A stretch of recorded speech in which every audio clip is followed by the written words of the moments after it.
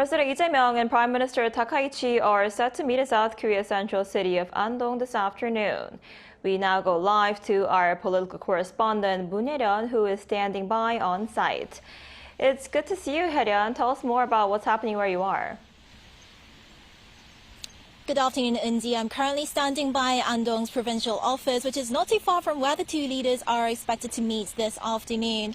As we entered the city this morning, we were greeted by banners welcoming Prime Minister Takaichi to President Lee's hometown. And this detail has been garnering a lot of attention because this means that this visit is a direct reciprocation of President Lee's trip to Takaichi's home prefecture of Nara earlier this year, making it the first time the two countries' leaders have exchanged hometown visits.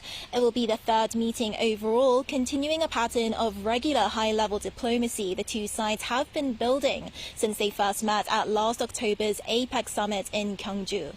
The Prime Minister has yet to arrive, so it's still relatively quiet here, though a heavy security presence is already visible across the city ahead of her arrival. Right, Hye-ryeon, what can we expect to happen later today? Walk us through the schedule for this afternoon.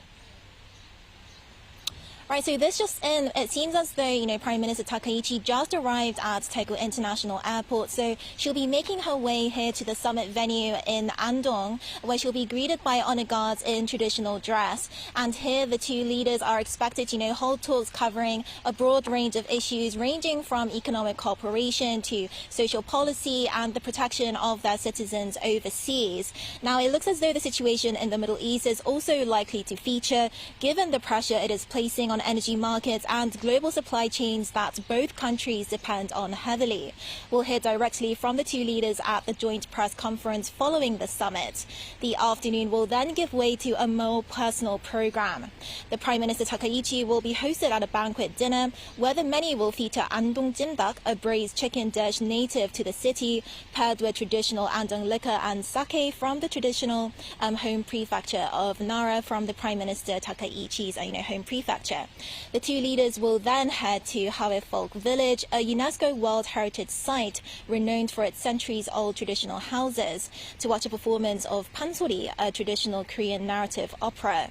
President Lee has also prepared a set of gifts for Prime Minister Takaichi rooted in Andong's cultural heritage, including a wooden Hye mask carving, a Joseon Tongsinsa-themed set featuring Korean red ginseng, and a handi leather bag, and a white porcelain frame inspired by the traditional Korean moon jar, each chosen to symbolize the history and friendship between the two countries.